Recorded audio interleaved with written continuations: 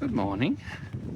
It's the 8th of June, Tuesday, and I'm heading back out from the butterfly house at Monarch Pass.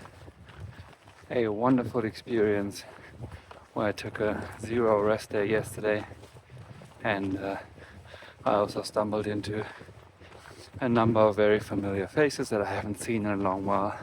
Had a chance to catch up, spend some time with friends here about their adventures. It was really cool.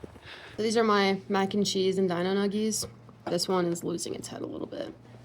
Monarch Pass is up on the Continental Divide, and it's actually a small ski resort, but in the summertime there's really nothing up here. There's no restaurant, there's no shop, no kind of infrastructure. So for resupplying and food, you have to go 20 miles down the mountain to Salida or Poncha Springs.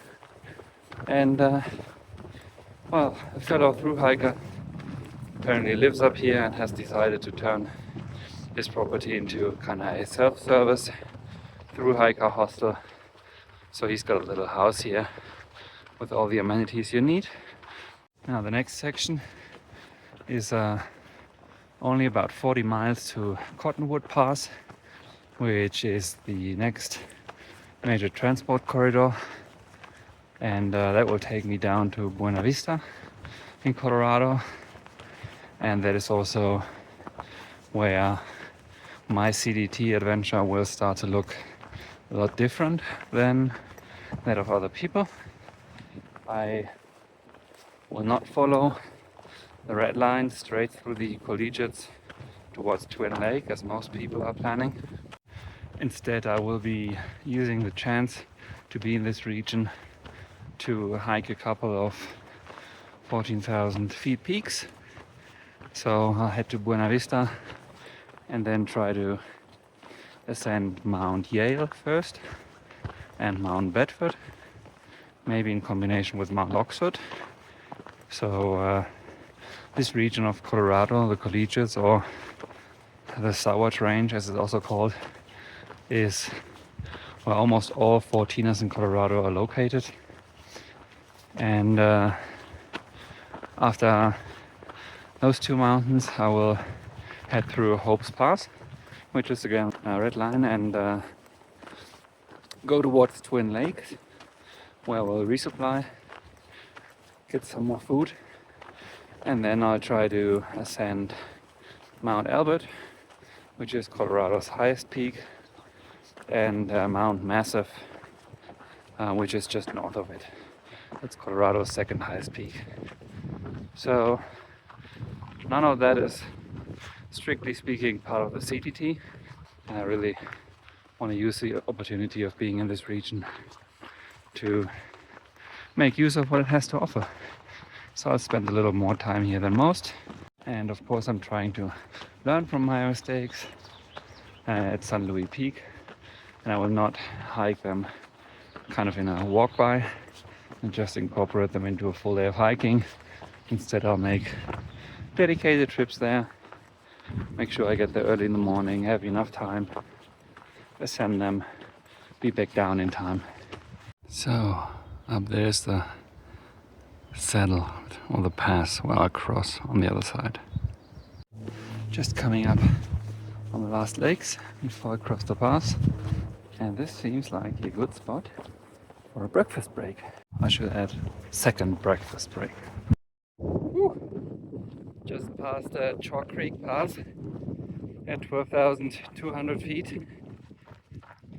That was extremely windy up there. No chance to get a shot with the drone. The weather forecast said there was going to be winds with gusts of around 60 to 80 kilometers an hour.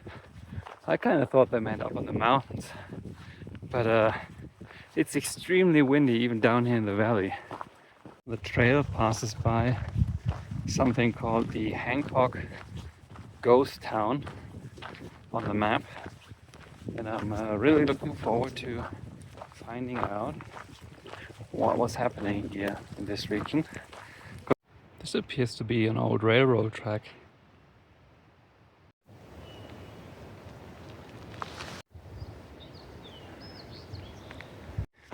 I think it's official now.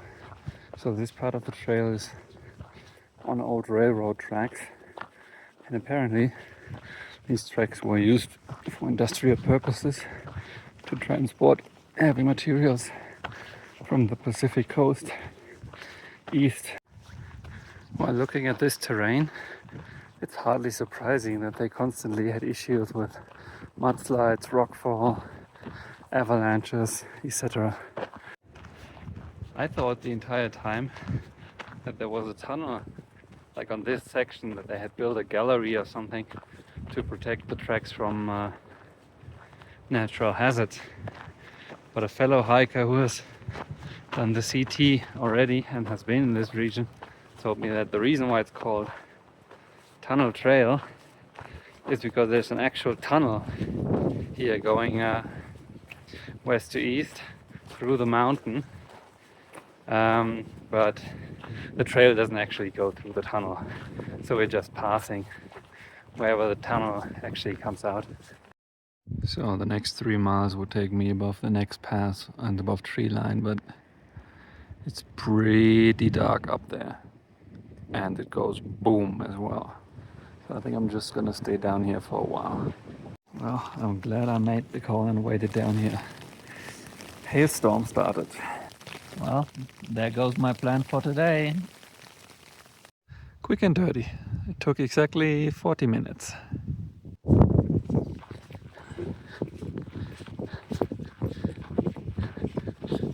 This downhill hurts a little bit because I know that I have to go up everything that I'm currently going down on the other side of the valley. So you've heard me refer to blowdowns like the 110-meter hurdles before, but it's not entirely true. See these things?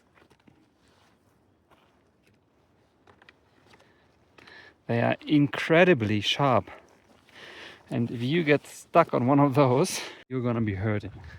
So I think a fair comparison would actually be like the 110 hurdles, but you have to wrap the hurdles in barbed wire. Then it makes sense. Wrapping today up. Overall today was a very cool day. Both the environment out of Monarch Pass was pretty high and alpine. The trail was cool. It was really fascinating to see where they had the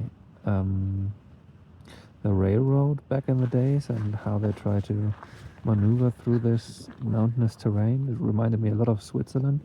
They were having very similar issues than they were having here, and the weather was mostly okay. There was a little bit of a storm, but aside from that, it was mostly overcast, around 50 to 60 degrees, so very nice hiking weather.